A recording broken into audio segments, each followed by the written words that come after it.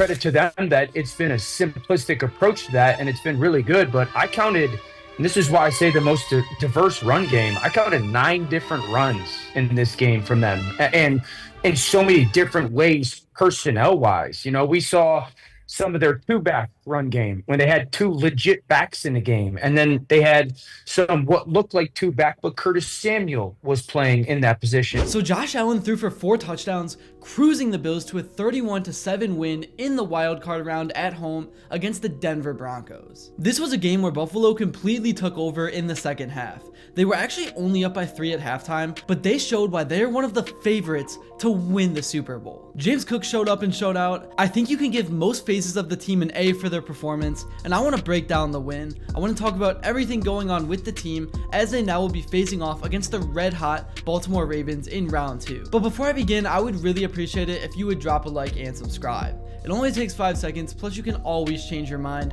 We are on the road to 50,000 subscribers, and with your support, I believe that we can get there super fast. Alright, so the Buffalo Bills opened their playoff campaign with a commanding 31-7 victory over the Denver Broncos in their wildcard matchup, as I mentioned. Denver struck first with Bo Nix connecting with Troy Franklin on a 43-yard touchdown pass just over 2 minutes into the game. However, that would be the Broncos' only score as the Bills took over. Buffalo responded with a Tyler Bass 26-yard field goal before James Cook's 5-yard touchdown run early in the second quarter gave them a 10-7 lead. From there, the Bills never looked back. The defense stifled Denver's offense, allowing just 144 passing yards from Nix and forcing several stalled drives. In the third quarter, Josh Allen extended the Bills' lead with a clutch 24-yard touchdown pass to Ty Johnson on 4th down. And then Keon Coleman completed the 2-point conversion right after. Curtis Samuel's 55-yard touchdown catch early in the fourth quarter sealed the game, showcasing Allen's accuracy and Buffalo's deep receiving core. Tyler Bass also added his 3rd field goal to cap off the scoring late in the game. The Broncos really struggled offensively after their opening score.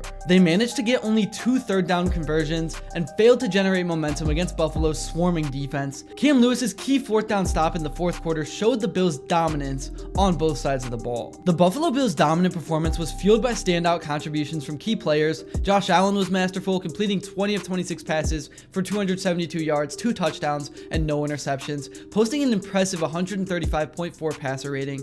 Curtis Samuel made the most of his limited opportunities, hauling in 3 receptions for 68 yards, including the game-sealing 55-yard touchdown. James Cook was a force on the ground, rushing for 120 yards on 23 carries, and adding a 5-yard touchdown on top of that, becoming the first Buffalo player to eclipse 100 rushing yards in a playoff game since Hall of Famer Thurman Thomas. That is a crazy stat. And then on defense, Greg Rousseau and Matt Milano set the tone, each recording key plays to pressure Denver's rookie quarterback. With a balanced offense and a stifling defense, the Bills delivered a statement win to advance to the divisional round. And this team wouldn't be where they are without Josh Allen. His dominance throughout the season has been nothing short of remarkable, and it's clearly translating into playoff success. Finishing the regular season with 3,731 passing yards, which was 14th in the NFL, 28 passing touchdowns plus 12 on the ground, and only throwing 6 interceptions, Allen showcased his efficiency and ability to protect the football throughout the entire season. His QBR highlights his complete control of the offense. He's been consistently making plays with both his arm and his legs. These elite numbers have not only powered Buffalo's success, but also positioned Allen as the front runner for the MVP award. But I do think it's very close with him and Lamar, but they do play each other, so we will get to see, even though I know it is a regular season award. But back to Allen, his ability to shine in critical moments, as seen in the wildcard matchup where he threw for 272 yards, 2 touchdowns, and no interceptions. That game to me really reinforces his case as the league's most valuable player, but I know Lamar dominated the Steelers too, so it really is going to be an intriguing matchup. Here's what former NFL QB Chase Daniel had to say about Allen's case to win MVP. And it's not an easy answer, honestly. Like, both have had excellent years. I go to 4 separate reasons why I think Josh Allen has the best MVP case. Okay, number 1, 2 less losses for Josh Allen, 13-3 versus 11-5. I think that matters in this situation. If they had the same amount of losses, I think it's a toss-up. I think Josh Allen's going to win.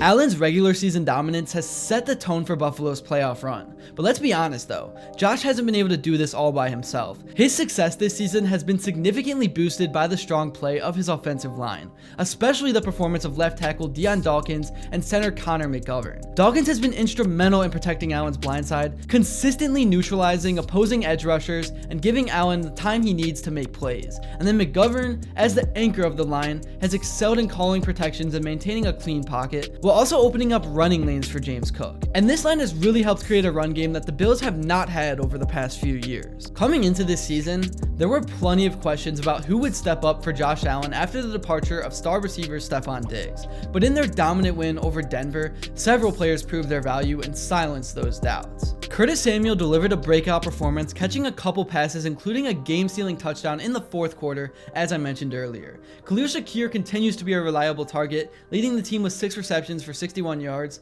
and consistently moving the chains. Tight ends Dalton Kincaid and Dawson Knox provided versatility, combining for 85 yards on 5 catches, while each making a critical play to extend a drive. And then the running game also added balance, with James Cook leading the way on the ground, while Ty Johnson contributed both as a rusher and receiver, including a clutch 24-yard touchdown grab. The collective effort from Buffalo's supporting cast demonstrated that Allen has plenty of playmakers stepping up to fill the void, making the Bills' offense as dangerous as ever. This offense for the Bills really continues to show why it is one of the best. The offense has never been the problem though. It has been the defense. In the Bills' last 6 playoff games leading up to this year, they have allowed 29 points per game, putting so much pressure on the offense. Heading into this one against the Broncos, they needed their defense to step up in order to win this game. And that's exactly what they did, allowing only 7 points, delivering a performance that stifled Denver's offense and gave Josh Allen and the Bills' offense plenty of opportunities to shine. I know I'm kind of just repeating myself over and over again, but that was just kind of how the game went. The defense held Denver to just 13 first downs, including only 7 through the air, and limited the Broncos to a mere 2 of 9 on third down conversions. Their ability to get off the field quickly created a significant possession disparity, with the Bills holding the ball for an overwhelming 42 minutes compared to Denver's 18 minutes. Denver's offense really was just unable to gain any sort of momentum, managing just 224 total yards on 42 plays, averaging a modest 5.3 yards per play. Bo Nix was kept in check, completing only 14 of 23 passes for 145 yards, while the Broncos' rushing game that struggled all year was also contained to 79 yards on 17 attempts. Buffalo's defense also stood tall in critical moments, preventing Denver from scoring in their lone red zone opportunity and stopping them on 2 of 3 fourth down attempts. The Bills' front 7 applied consistent pressure and controlled the line of scrimmage. While Buffalo didn't record a takeaway, their ability to limit big plays and force punts was one of the big reasons why the offense dominated time of possession and wore down Denver's defense. As we all know, their next task will be one of the biggest as they take on the Baltimore Ravens. They face the challenge of containing Lamar Jackson, Derrick Henry, and the Ravens' dynamic offense in the divisional round. To succeed, the defense must focus on keeping Jackson in the pocket by maintaining gap discipline and using a spy, likely Matt Milano, to neutralize his scrambling. Limiting the ground game of Henry will force Baltimore into passing situations, allowing the Bills' pass rush led by Greg Rousseau to apply pressure. The secondary, anchored by Johnson and Douglas, must prevent big plays and stay disciplined against Jackson's deep throws, and by combining discipline with aggressive play, the Bills can disrupt Baltimore's rhythm and put themselves in a strong position to have a chance to advance. Now, I do think Buffalo is going to beat Baltimore. I do. I think at home they're going to beat them. I don't know if Kansas City will take care of business. I mean, Kansas City's going to beat Houston. I think this is the year for Buffalo to get to the Super Bowl. I think this is the best version. There's just if they can stay healthy, there's nothing I don't like about them. There's nothing I can't find a flaw with the team. That's really all I got for this video. Thank you all so much if you made it to this point, and if you enjoyed and haven't yet, please be sure to drop a like and subscribe, because your support truly does mean the world. And also, let me know what you would like to see next, and until then, I will see you all later.